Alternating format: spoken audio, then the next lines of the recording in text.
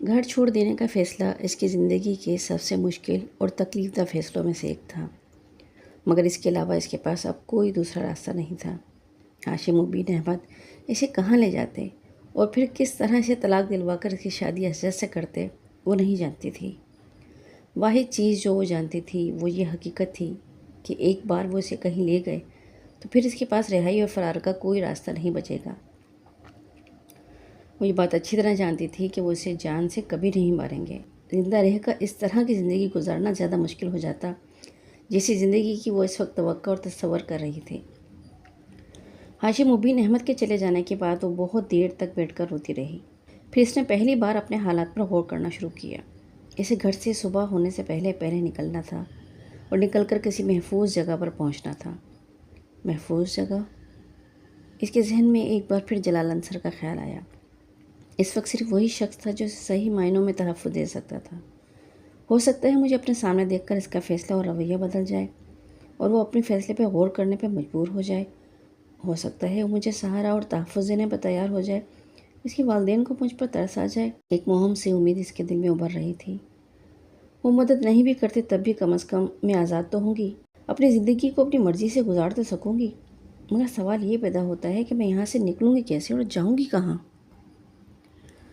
بہت دیر تک پریشانی کے عالم میں بیٹھی رہی۔ اسے ایک بار پھر سالار کا خیال آیا۔ اگر میں کسی طرح اس کے گھر پہنچ جاؤں تو وہ میری مدد کر سکتا ہے۔ اس نے سالار کے موبائل پر اس کا نمبر ملایا۔ موبائل آف تھا۔ کئی بار کال ملائی لیکن اس سے رابطہ نہ ہو سکا۔ امامہ نے موبائل بند کر دیا۔ اس نے ایک بیگ میں چند جوڑے کپڑے اور دوسری چیزیں رکھ لیں۔ اس کے پاس کچھ زیورات اور رقم بھی تھی۔ اس نے انہیں بھی اپنے بیگ میں رکھ لیا۔ پھر جتنی بھی قیمتی چیزیں اس کے پاس تھیں جنہیں وہ آسانی سے ساتھ لے جا سکتی تھی اور بعد میں بیچ کر پیسے کما سکتی تھی، وہ انہیں اپنے بیگ میں رکھتی گئی۔ بیگ بند کرنے کے بعد اس نے اپنے کپڑے تبدیل کیے اور پھر 2 نفل ادا کیے۔ اس کا دل بے حد بوجھل ہو رہا تھا۔ بے سکونی اور اضطراب نے اس کے پورے وجود کو اپنے گرفت میں لے لیا تھا۔ آنسو بہا کر بھی اس کے دل کا بوجھ کم نہیں ہوا تھا۔ نوافل ادا کرنے کے بعد جتنی آیات اور صورتیں اسے زبانی یاد تھیں اس نے وہ ساری پڑھ لیں۔ بیگ لے کر اپنے کمرے کی لائٹ بند کر کے وہ خاموشی سے باہر نکل گئی۔ لاؤنج کی ایک لائٹ کے علاوہ ساری لائٹیں آف تھیں۔ وہاں زیادہ روشنی نہیں تھی۔ وہ محتاط انداز میں چلتے ہوئے سیڑھیاں اتر کر نیچے آ گئی اور پھر کچن کی طرف چلی گئی۔ کچن تاریکی میں ڈوبا ہوا تھا۔ وہ محتاط انداز میں چیزوں کو ٹٹولتے ہوئے کچن کے اس دروازے کی طرف بڑھ گئی جو باہر لان میں کھلتا تھا۔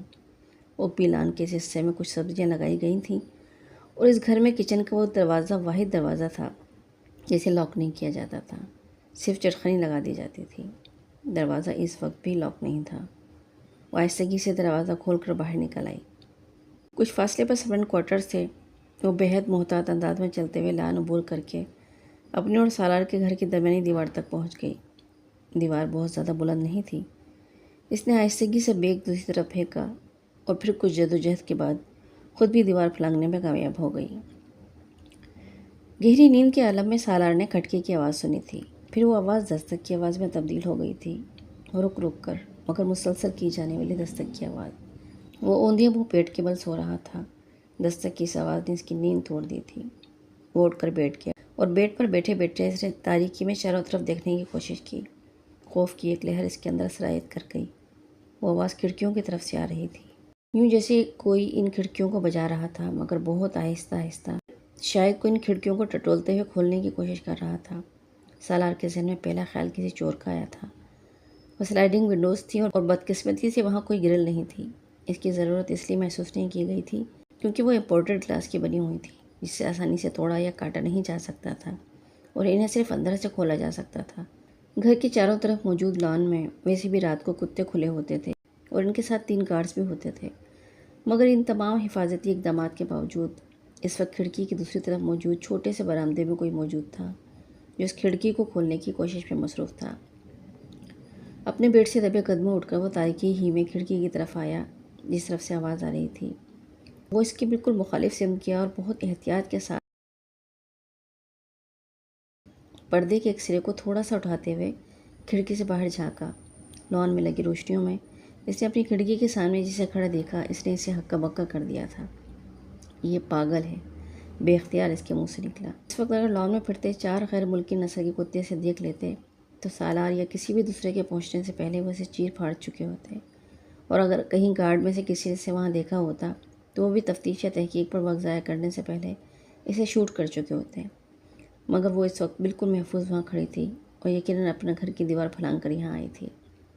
ہونٹ بھینچے اس نے کمرے کی لائٹ آن کی۔ لائٹ آن ہوتے ہی دستک کی آواز رک گئی۔ کتے کے بھونکنے کی آواز آ رہی تھی۔ پردے کھینچتے ہی اس نے سلائڈنگ ونڈوز کو ہٹا دیا۔ اندر آؤ جلدی، سالار نے تیزی سے امامہ سے کہا۔ وہ کچھ نروس ہو کر کھڑکی سے اندر آ گئی۔ اس کے ہاتھ میں ایک بیگ بھی تھا۔ پردے برابر کرتے ہی سالار نے مڑ کر اس سے کہا، فار گاڈ سیک امامہ، تم پاگل ہو؟ امامہ نے جواب میں کچھ نہیں کہا۔ وہ اپنا بیگ اپنے پیروں میں رکھ رہی تھی۔ تم دیوار کراس کر کے آئی ہو؟ ہاں۔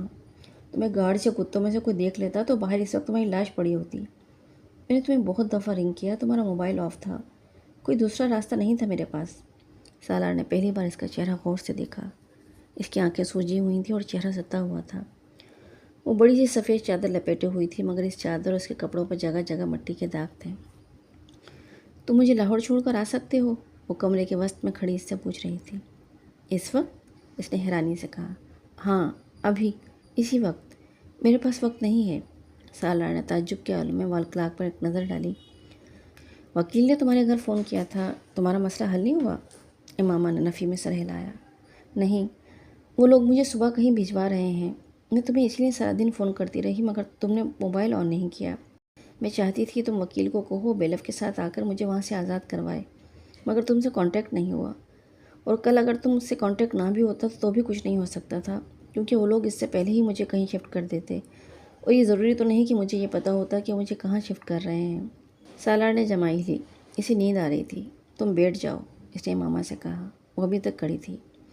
تم اگر مجھے لاہور نہیں پہنچا سکتی تو کم از کم بس اسٹینڈ تک پہنچا دو، میں وہاں سے خود لاہور چلی جاؤں گی، اس نے سالار کو نیند میں دیکھ کر کہا۔ میرا اندازہ ہے اس وقت تو کوئی گاڑی لاہور نہیں جا رہی ہوگی۔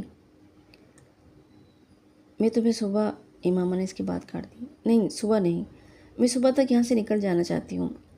اگر لاہور کی گاڑی نہیں ملی تو میں کسی اور شہر کی گاڑی میں بیٹھ جاؤں گی، پھر وہاں سے لاہور چلی جاؤں گی۔ تم بیٹھو تو صحیح، سالار نے اس سے ایک بار پھر کہا۔ وہ ایک لمحے کے لیے ہچکچائی پر صوفے پہ جا کر بیٹھ گئی۔ سالار خود بھی اپنی بیڈ کے پائنتنی پہ بیٹھ گیا۔ لاہور تم کہاں جاؤ گی؟ اس نے اس سے پوچھا۔ جلال کے پاس؟ جلال کے پاس؟ مگر وہ تو تم سے شادی سے انکار کر چکا ہے۔ میں پھر بھی اس کے پاس جاؤں گی، اسے مجھ سے محبت ہے، وہ مجھ کو اس طرح بے یار و مددگار نہیں چھوڑ سکتا۔ میں اس سے اور اس کے گھر والوں سے ریکویسٹ کروں گی، میں جانتی ہوں میری بات مان لیں گے، وہ میری صورتحال کو سمجھ جائیں گے۔ مگر تم تو مجھ سے شادی کر چکی ہو۔ امام چونک کر سالار کا چہرہ دیکھنے لگی۔ پیپر میرج ہے وہ، میں نے تمہیں بتایا تھا کہ میں مجبوراً نکاح کر رہی ہوں، شادی تو نہیں ہے یہ۔ وہ اسے پلکیں جھپکائے بغیر گہری نظروں سے دیکھتا رہا۔ تم جانتی ہو آج میں لاہور گیا تھا، جلال کے پاس؟ امامہ کے چہرے پہ ایک رنگ آ کے گزر گیا۔ تم نے اسے میری پریشانی اور صورتحال کے بارے میں بتایا؟ نہیں، سالار نے نفی میں سر ہلایا۔ کیوں؟ جلال نے شادی کر لی ہے، سالار نے لاپرواہی سے کندھے جھٹکتے ہوئے کہا۔ وہ سانس لینا بھول گئی، بلکہ جھپکائے بغیر وہ کسی بت کی طرح سے دیکھنے لگی۔ 3 دن ہو گئے اس کی شادی کو۔ کل پرسوں سیر و تفریح کے لیے ناردرن ایریاز کی طرف جا رہا ہے۔ اس نے میری کوئی بات سننے سے پہلے ہی مجھے یہ سب کچھ بتانا شروع کر دیا تھا۔ شاید وہ چاہتا تھا کہ میں اب تمہارے بارے میں اس سے بات نہ کروں۔ اس کی بیوی بھی ڈاکٹر ہے۔ سالار بات کرتے کرتے رک گیا۔ میرا خیال ہے کہ اس کے گھر والوں نے تمہارے مسئلے کی وجہ سے ہی اس طرح اچانک اس کی شادی کی ہے۔ وہ یک کے بعد دیگرے جھوٹ پر جھوٹ بولتا جا رہا تھا۔ مجھے یقین نہیں آ رہا، جیسے کسی خلا سے آواز آئی تھی۔ ہاں، مجھے بھی یقین نہیں آیا تھا، اور مجھے توقع تھی کہ تمہیں بھی یقین نہیں آئے گا، مگر یہ سچ ہے۔ تم فون کر کے اس سے بات کر سکتی ہو اس بارے میں، سالار نے کندھے جھٹکتے ہوئے لاپرواہی سے کہا۔ اماموں کو لگا وہ پہلی بار صحیح معنوں میں گھپ اندھیرے میں آ کھڑی ہوئی ہے۔ روشنی کی وہ کرن جس کے تعاقب میں وہ اتنا عرصہ چلتی آئی ہے، یکدم گل ہو گئی۔ راستہ تو ایک طرف وہ اپنے وجود کو بھی نہیں دیکھ پا رہی تھی۔ اب تم خود سوچ لو کہ لاہور جا کے تم کیا کرو گی؟ وہ تو تم سے شادی کر سکتا ہے، نہ اس کے گھر والے تمہیں پناہ دے سکتے ہیں۔ بہتر ہے تم واپس چلی جاؤ، ابھی تمہارے گھر والوں کو پتہ نہیں چلا ہوگا۔ امامہ نے کہیں بہت دور سے سالار کی آواز سنی۔ وہ کچھ نہ سمجھنے والے انداز میں اس کا چہرہ دیکھتی رہی۔ مجھے لاہور چھوڑاؤ، وہ بڑبڑائی۔ جلال کے پاس جاؤ گی؟ نہیں، اس کے پاس نہیں جاؤں گی، مگر میں اپنے گھر نہیں رہ سکتی۔ وہ ایک دم صوفے سے اٹھ کر کھڑی ہو گئی۔ سالار نے ایک سانس لے کر ایک الجھن بھری نظروں سے اسے دیکھا۔ یا پھر مجھے گیٹ تک چھوڑاؤ، میں خود چلی جاتی ہوں۔ تم چوکیدار سے کہو مجھے باہر جانے دے۔ اس نے بیگ اٹھایا۔ تمہیں اندازہ ہے یہاں سے بس اسٹینڈ کتنی دور ہے؟ اتنی دھند اور سردی میں تم پیدل وہاں تک جا سکتی ہو؟ جب کچھ اور نہیں رہا میرے پاس تو دھند اور سردی سے مجھے کیا ہوگا؟ سالار نے اسے گیلی آنکھوں کے ساتھ مسکراتے ہوئے دیکھا۔ وہ اپنے ہاتھ کی پوچھ سے اپنی آنکھوں کو رگڑ رہی تھی۔ سالار اس کے ساتھ کہیں جانے کا کوئی ارادہ نہیں رکھتا تھا۔ لاہور تو بہت دور کی بات ہے۔ اسے ابھی بھی نیند آ رہی تھی اور وہ سامنے کھڑی لڑکی کو ناپسند کرتا تھا۔ ٹھہرو، میں چلتا ہوں تمہارے ساتھ۔ وہ نہیں جانتا اس کی زبان سے یہ جملہ کیوں اور کیسے نکلا۔ امامہ نے اسے ڈریسنگ روم کی طرف جاتے دیکھا۔ وہ کچھ دیر بعد باہر نکلا تو شاہ خوابی کے لباس کے بجائے ایک جینز اور سویٹر میں ملبوس تھا۔ اپنے بیڈ کی سائڈ ٹیبل سے اس نے کی چین اور گھڑی کے ساتھ ساتھ اپنا والیٹ بھی اٹھایا اور امامہ کے قریب آ کر اس نے اس سے بیگ لینے کے لیے ہاتھ بڑھایا۔ نہیں، میں خود اٹھا لیتا ہوں۔ اس نے بیگ لے کر کندھے پہ ڈال دیا۔ وہ دونوں آگے پیچھے چلتے ہوئے پورچ میں آ گئے۔ سالار نے اس کے لیے فرنٹ سیٹ کا دروازہ کھولا اور بیگ کو پچھلی سیٹ پہ رکھ دیا۔ گاڑی گیٹ کی طرف آتے دیکھ کے چوکیدار نے خود ہی گیٹ کھول دیا تھا، مگر اس کے قریب سے گزرتے ہوئے سالار نے اس کی آنکھوں میں اس حیرت کو دیکھ لیا تھا جو اس کی نظروں میں رات کی اس وقت فرنٹ سیٹ پہ بیٹھی ہوئی امامہ کو دیکھ کر آئی تھی۔ یقیناً وہ حیران ہوا ہوگا کہ وہ لڑکی اس وقت اس گھر میں کہاں سے آئی تھی۔ تم مجھے بس اسٹینڈ پہ چھوڑو گے؟ مین روڈ پہ آتے ہی امامہ نے اس سے پوچھا۔ سالار نے ایک نظر گردن موڑ کر اسے دیکھا۔ نہیں، میں تمہیں لاہور لے جا رہا ہوں۔ اس کی نظریں سڑک پہ مرکوز تھیں۔ گاڑی اس بڑی سڑک پہ دوڑ رہی تھی جو تقریباً سنسان تھی۔ ٹریفک نہ ہونے کے برابر تھا۔ اسٹیئرنگ پہ دایاں ہاتھ رکھے اس نے بائیں ہاتھ کو منہ کے سامنے رکھ کر جمع ہی روکی اور نیند کے خربے کو بھگانے کی کوشش کی۔ اس کے برابر کی سیٹ پہ بیٹھی ہوئی ماما بے آواز رو رہی تھی۔ سالار اس بات سے باخبر تھا۔ وہ وقتاً فوقتاً اپنے ہاتھ میں پکڑے رومال سے اپنی آنکھیں پوچھتی اور ناک رگڑ لیتی اور پھر سامنے ونڈ اسکرین سے باہر سڑک پہ نظریں جما کر رونا شروع کر دیتی۔ سالار وقفے سے اس پہ چڑھتی نظر ڈالتا رہا۔ اس نے ماما کو کوئی تسلی دینے یا چپ کروانے کی کوشش نہیں کی تھی۔ اس کا خیال تھا کہ وہ خود ہی کچھ دیر آنسو بہا کے خاموش ہو جائے گی، مگر جب آدھا گھنٹہ گزرنے جانے کے بعد بھی وہ اسی رفتار سے روتی رہی تو وہ کچھ اکتانے لگا۔ اگر تمہیں گھر سے اس طرح باہر آنے پہ اتنا پچھتاوا ہو رہا تھا تو تمہیں گھر سے بھاگنا ہی نہیں چاہیے تھا، سالار نے خاموشی توڑتے ہوئے کہا۔ امامہ نے اس کی بات کو کوئی جواب نہیں دیا۔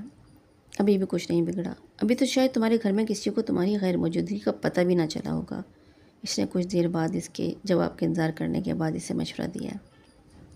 مجھے کوئی پچھتاوا نہیں ہے، اس بار اس نے چلنے میں خاموش رہنے کے بعد قدرے بھرائی ہوئی مگر مستحکم آواز میں کہا۔ تو پھر تم رو کیوں رہی ہو؟ سالار نے فوراً پوچھا۔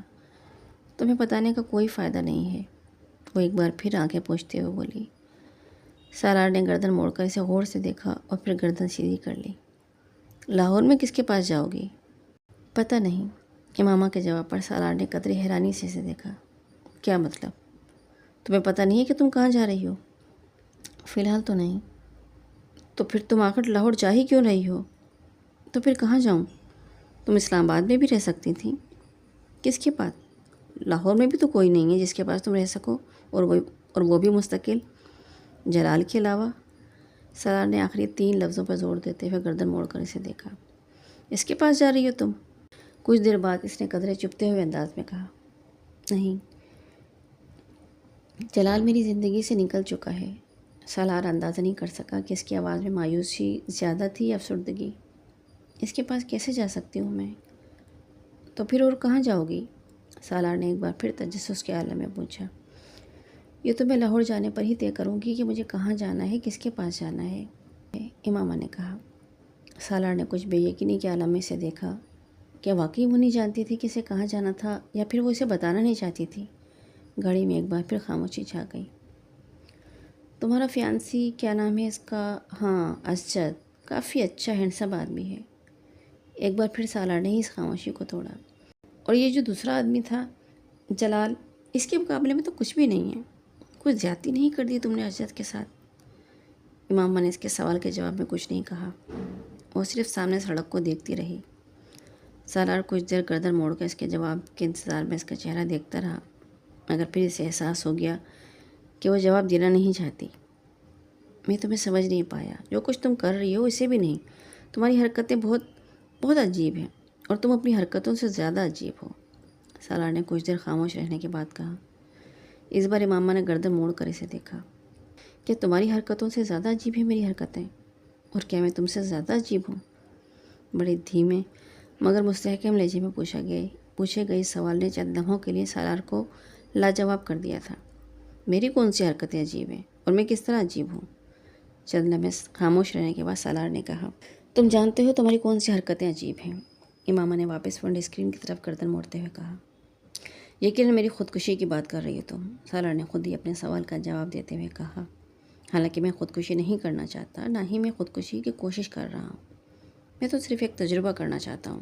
کیسا تجربہ؟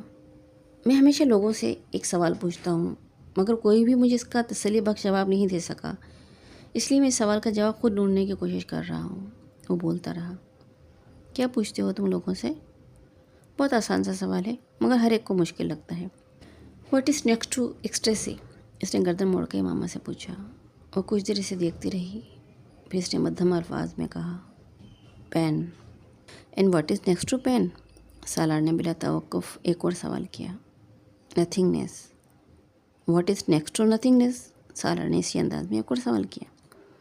ہیل، امامہ نے کہا۔ And what to next to hell? اس بار امامہ خاموشی سے اس کا چہرہ دیکھتی رہی۔ What is next to hell? Salar نے پھر اپنا سوال دہرایا۔ تمہیں خوف نہیں آتا؟ سالار نے امامہ کو قدرے عجیب سے انداز میں پوچھتے سنا۔ کس چیز سے؟ سالار حیران ہوا۔ ہیل سے؟ اس جگہ سے جس کے آگے اور کچھ نہیں ہوتا، سب کچھ اس کے پیچھے ہی رہ جاتا ہے۔ معطوب اور مغصوب ہو جانے کے بعد باقی بچتا کیا ہے جسے جاننے کا تمہیں تجسس ہے؟ امامہ نے قدرے افسوس سے کہا۔ میں تمہاری بات سمجھ نہیں سکتا، سب کچھ میرے سر کے اوپر سے گزرا ہے، سالار نے جیسے اعلان کرنے والے انداز میں کہا۔ فکر مت کرو، آ جائے گی، ایک وقت آئے گا جب تمہیں ہر چیز کی سمجھ آ جائے گی، پھر تمہاری ہنسی ختم ہو جائے گی، تب تمہیں خوف آنے لگے گا، موت سے بھی، دوزخ سے بھی۔ اللہ تمہیں سب کچھ دکھا دے گا اور سب کچھ بتا دے گا، پھر تم کسی سے یہ کبھی نہیں پوچھو گے what is next to ecstasy. Imama نے بہت لسانیت سے کہا۔ یہ تمہاری پیشن گوئی ہے؟ سالار نے اس کی بات کے جواب میں کچھ چپتے ہوئے لہجے میں کہا۔ نہیں، امامہ نے اسی انداز میں کہا۔ تجربہ؟ سالار نے گردن سیدھی کر لی۔ ہاں، یہ تمہارا تجربہ ہی ہو سکتا ہے، کہ تو تم نے بھی خودکشی ہی ہے، میرا مطلب ہے کرنے کی کوشش کی ہے۔ میں نے اپنے طریقے سے یہ کوشش کی تھی، تم نے اپنے طریقے سے کی ہے، سالار نے سخت مہری سے کہا۔ امامہ کی آنکھوں میں ایک بار پھر آنسو آ گئے۔ گردن موڑ کر اس نے سالار کو دیکھا۔ میں نے کوئی خودکشی نہیں کی ہے۔ کسی لڑکے کے لیے گھر سے بھاگنا ایک لڑکی کے لیے خودکشی ہی ہوتی ہے، وہ بھی اس صورت میں کہ جب وہ لڑکا شادی پہ تیار ہی نہ ہو۔ دیکھو، میں خود ایک لڑکا ہوں، بہت براڈ مائنڈیڈ، لبرل ہوں، اور بالکل بھی برا نہیں سمجھتا اگر ایک لڑکی گھر سے بھاگ کر کسی لڑکے کے ساتھ کورٹ میرج یا شادی کر لے، مگر وہ لڑکا اس کا ساتھ تو دے۔ ایک ایسے لڑکے کے لیے گھر سے بھاگ جانا جو شادی کر چکا ہو، میری سمجھ میں نہیں آتا۔ پھر تمہاری عمر میں بھاگنا بالکل حماقت ہے۔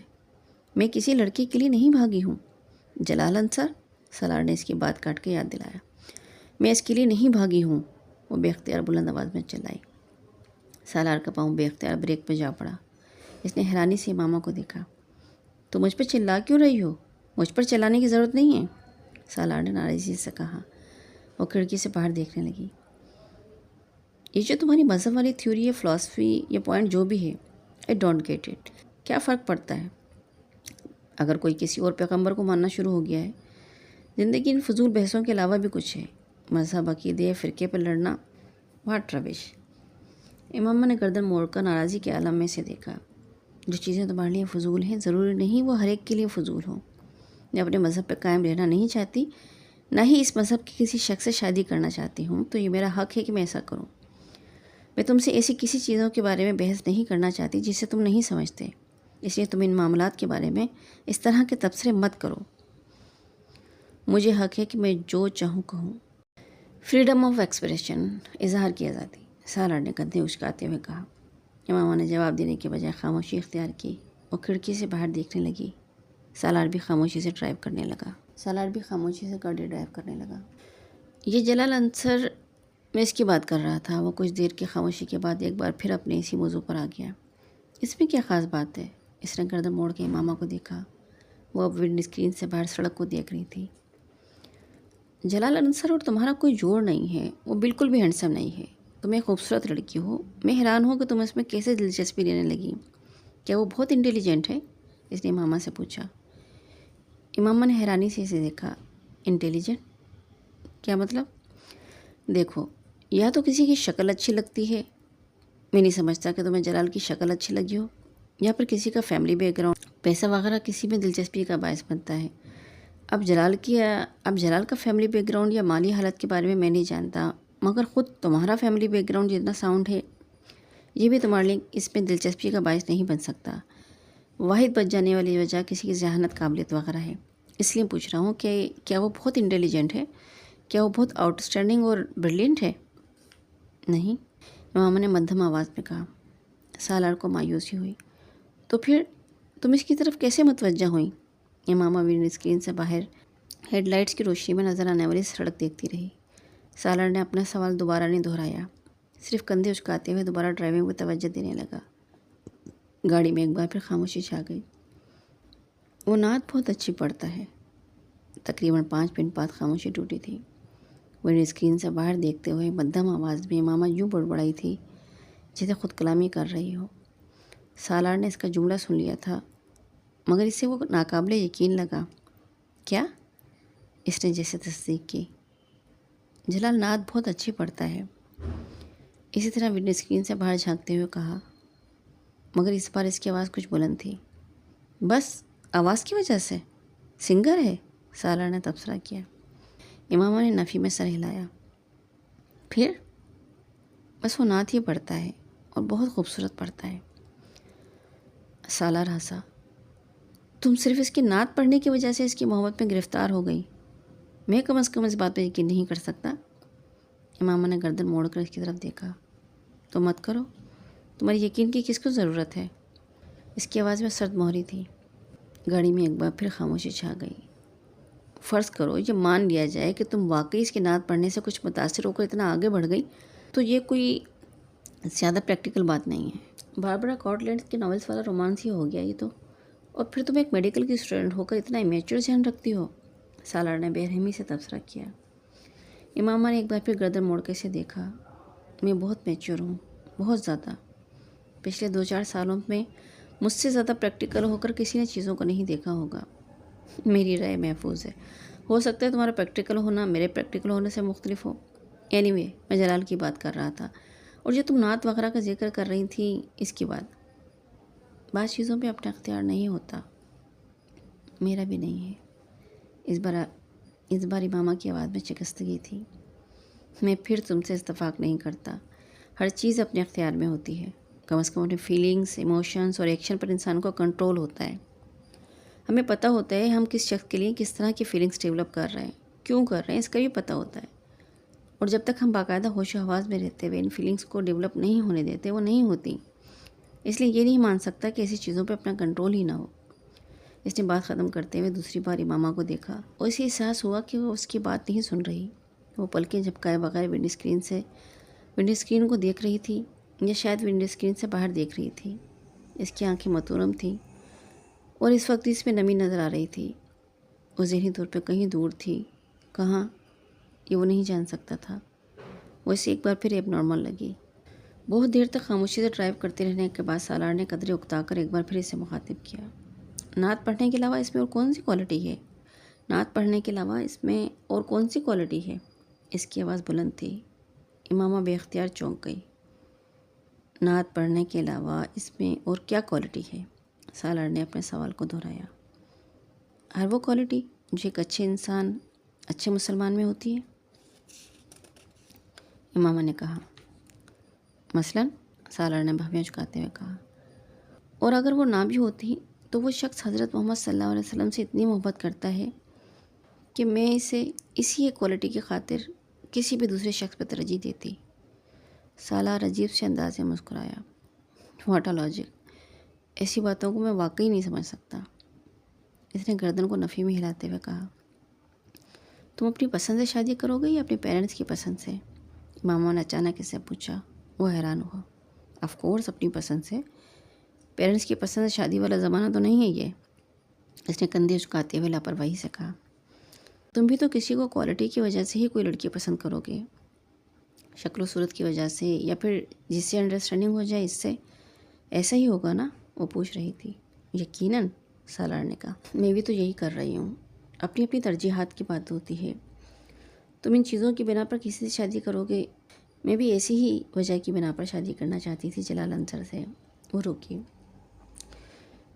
میری خواہش ہے میری شادی اس سے ہو جو حضرت محمد صلی اللہ علیہ وسلم سے مجھ سے زیادہ محبت رکھتا ہو۔ جلال انصر آپ صلی اللہ علیہ وسلم سے مجھ سے زیادہ محبت کرتا تھا۔ مجھے لگا مجھے اسی شخص سے شادی کرنی چاہیے۔ میں نے تم سے کہا بعض چیزوں پہ اختیار نہیں ہوتا، بعض خواہشات بس ان سے چھٹکارا پانا ممکن نہیں ہوتا، اس نے افسردگی سے سر کو جھٹکتے ہوئے کہا۔ اور اب جو وہ شادی کر چکا ہے تو اب تم کیا کرو گی؟ پتہ نہیں۔ تم ایسا کرو کہ تم کسی اور نعت پڑھنے والے کو ڈھونڈ لو، تمہارا مسئلہ حل ہو جائے گا۔ وہ مذاق اڑانے والے انداز میں ہنسا۔ امامہ پلکیں جھپکائے بغیر اسے دیکھتی رہی اور صفاقی کی حد تک بے حس تھا۔ اس طرح کیوں دیکھ رہی ہو تم؟ میں مذاق کر رہا ہوں۔ وہ اب اپنی ہنسی پہ قابو پا چکا تھا۔ امامہ نے کچھ کہنے کے بجائے گردن موڑ لی۔ تمہیں تمہارے فادر نے مارا ہے؟ سالار نے پہلے کی طرح کچھ دیر خاموش رہنے کے بعد بولنے کا معمول جاری رکھا۔ تمہیں کس نے بتایا؟ امامہ نے اسے دیکھے بغیر کہا۔ ملازمہ نے، سالار نے اطمینان سے جواب دیا۔ بیچاری یہ سمجھ رہی تھی کہ تم جو شادی سے انکار کر رہی ہو وہ میری وجہ سے ہے، اس لیے مجھ تک تمہاری حالت ظاہر بڑے دردناک انداز میں بیان کی تھی۔ مارا ہے تمہارے فادر نے؟ ہاں، اس نے بے تاثر انداز میں کہا۔ کیوں؟ میں نے پوچھا نہیں۔ شاید وہ ناراض تھے اس لیے۔ تم نے کیوں مارنے دیا؟ امامہ نے گردن موڑ کر اسے دیکھا۔ وہ میرے بابا ہیں، انہیں حق ہے، وہ مار سکتے ہیں مجھے۔ سالار نے حیرانی سے اسے دیکھا۔ ان کی جگہ کوئی بھی ہوتا وہ اس صورتحال میں یہی کرتا، مجھے یہ قابل اعتراض نہیں لگا۔ وہ بڑی ہموار لہجے میں کہہ رہی تھی۔ اگر مارنے کا حق ہے انہیں تو پھر تمہاری شادی کرنے کا بھی حق ہے، اس پر اتنا ہنگامہ کیوں کھڑا کر رہی ہو تم؟ سالار نے چپتے ہوئے لہجے میں کہا۔ کسی مسلمان سے کرتے، اور چاہے جہاں مرضی کر دیتے میں کروا لیتی، چاہے وہ جلال انصر نہ ہوتا، استہزائی انداز میں کہا۔ ہاں، اب بھی آخر کون سا ہو گئی ہے اس سے؟ اس کی آنکھوں میں ایک بار پھر نمی جھلملا رہی تھی۔ تو تم ان سے یہ کہہ دیتی، کہا تھا۔ تم سمجھتے ہو میں نے نہیں کہا ہوگا؟ پھر ایک بات پر مجھے حیرانی ہے، سالار نے چند لمحوں کے بعد کہا۔ آخر تم نے مجھ سے مدد لینے کا فیصلہ کیوں کیا، بلکہ کیسے کر لیا؟ تم مجھے خاصا ناپسند کرتی تھیں۔ اس نے امامہ کے جواب کا انتظار کیے بغیر اپنی بات جاری رکھی۔ میرے پاس تمہارے علاوہ کوئی دوسرا آپشن تھا ہی نہیں، امامہ نے مدھم آواز میں کہا۔ میری اپنی کوئی فرینڈ اس طرح میری مدد کرنے کی پوزیشن میں نہیں تھی جس طرح کوئی لڑکا کر سکتا تھا۔ عزت کے علاوہ میں صرف جلال اور تم سے واقف تھی، اور سب سے قریب ترین صرف تم تھے جس سے میں فوری رابطہ کر سکتی تھی، اس لیے میں نے تم سے رابطہ کیا۔ وہ مدھم آواز میں روک روک کے بولتی رہی۔ تمہیں یقین تھا کہ میں تمہاری مدد کروں گا؟ نہیں، میں نے تو صرف ایک رسک لیا تھا۔ یقین کیسے ہو سکتا تھا کہ تم میری مدد کرو گے؟ میں نے تمہیں بتایا نا، میرے پاس تمہارے علاوہ اور کوئی آپشن تھا ہی نہیں۔ یعنی تم نے ضرورت کے وقت گدھے کو باپ بنا لیا۔ اس کے بہت عجیب لہجے میں کیے گئے تبصرے نے ماما کو یکدم خاموش ہو جانے میں مجبور کر دیا تھا۔ وہ بات منہ پر مارنے کا ماہر تھا، مگر اس نے غلط بھی نہیں کہا تھا۔ ویری انٹرسٹنگ، اس نے ماما کے جواب کا انتظار کیے بغیر کہا۔ وہ جیسے اپنے تبصرے پر خود ہی محسوس ہوا تھا۔ میں گاڑی کچھ دیر کے لیے یہاں روکنا چاہ رہا ہوں، سالار نے سڑک کے کنارے بنے ہوئے ایک سستے قسم کے ہوٹل اور سروس اسٹیشن کو دیکھتے ہوئے کہا۔ میں ذرا ٹائر چیک کروانا چاہ رہا ہوں، گاڑی میں دوسرا ٹائر نہیں ہے، راستے میں اگر کہیں ٹائر فلیٹ ہو گیا تو بہت مسئلہ ہوگا۔ امامہ نے صرف سر ہلانے پہ اکتفا کیا۔ وہ گاڑی موڑ کر اندر لے گیا۔ اس وقت دور کہیں فجر کی اذان ہو رہی تھی۔ ہوٹل میں کام کرنے والے 2-4 لوگوں کے علاوہ وہاں اور کوئی نہیں تھا۔ اسے گاڑی اندر ڈلاتے دیکھ کر ایک آدمی باہر نکل آیا۔ شاید وہ گاڑی کی آواز سن کر آیا تھا۔ سالار گاڑی کا دروازہ کھول کر نیچے اتر گیا۔ وہ کچھ دیر سیٹ کی پشت سے سر ٹکائے آنکھیں بند کی بیٹھی رہی۔ اذان کی آواز کچھ زیادہ بلند ہو گئی تھی۔ امامہ نے آنکھیں کھول دیں۔ کار کا دروازہ کھول کر وہ باہر نکل آئی۔ دروازہ کھلنے کی آواز پر سالار نے گردن موڑ کر اسے دیکھا تھا۔ یہاں کتنی دیر رکنا ہے؟ وہ سالار سے پوچھ رہی تھی۔ 10-15 منٹ۔ میں انجن بھی ایک دفعہ چیک کروانا چاہتا ہوں۔ میں نماز پڑھنا چاہتی ہوں، مجھے وضو کرنا ہے، اس نے سالار سے کہا۔ اس سے پہلے کہ سالار کچھ کہتا، اس آدمی نے بلند آواز میں اسے پکارتے ہوئے کہا، باجی وضو کرنا ہے تو اس ڈرم سے پانی لے لیں۔ اور وہ نماز کہاں پڑھے گی؟ سالار نے اس آدمی سے پوچھا۔ اس سامنے والے کمرے میں جا نماز دے دیتا ہوں۔ وہ اب پائپ اتار رہا تھا۔ جا نماز دے دوں پھر انجن آ کے چیک کرتا ہوں، اس آدمی نے اس کمرے کی طرف جاتے ہوئے کہا۔ سالار نے دور سے امامہ کو اس ڈرم کے پاس کچھ تذبذب کی حالت میں کھڑے دیکھا اور لاشعوری طور پہ آگے چلا آیا۔ وہ تارکول کا ایک بہت بڑا خالی ڈرم تھا جسے ایک ڈھکن سے کور کیا گیا تھا۔ اس میں سے پانی کیسے لوں؟ امامہ نے قدموں کی چاپ پر پیچھے مڑ کر دیکھا۔ سالار نے ادھر ادھر نظر دوڑائی۔ کچھ فاصلے پہ ایک بالٹی پڑی ہوئی تھی، وہ اس بالٹی کو اٹھا لایا۔ میرا خیال ہے اسی بالٹی کو پانی نکالنے کے لیے استعمال کرتے ہیں، اس نے امامہ سے کہتے ہوئے ڈرم کا ڈھکن اٹھایا اور اس میں سے پانی بالٹی میں بھر لیا۔ میں کروا دیتا ہوں وضو۔ سالار کو اس کے چہرے پہ تذبذب نظر آیا، مگر وہ کچھ کہنے کے بجائے اپنے سویٹر کی آستین اوپر کرنے لگی۔ اپنی گھڑی اتار کر اس نے سالار کی طرف بڑھا دی اور پنجوں کے بل زمین پہ بیٹھ گئی۔ سالار نے اس کے بڑے ہوئے ہاتھوں میں کچھ پانی ڈالا۔ امامہ کو بے اختیار جیسے کرنٹ لگا۔ اس نے یکدم اپنے ہاتھ پیچھے کر لیے۔ کیا ہوا؟ سالار نے کچھ حیرانی سے کہا۔ کچھ نہیں، پانی بہت ٹھنڈا ہے۔ تم پانی ڈالو۔ وہ ایک بار پھر ہاتھ پھیلا رہی تھی۔ سالار نے پانی ڈالنا شروع کر دیا۔ وہ وضو کرنے لگی۔ پہلی بار سالار نے اس کے ہاتھوں کو کوہنیوں تک دیکھا۔ کچھ دیر کے لیے وہ اس کی کلائیوں سے نظر نہیں ہٹا سکا۔ پھر اس کی نظر اس کی کلائیوں سے اس کے چہرے پہ چلی گئی۔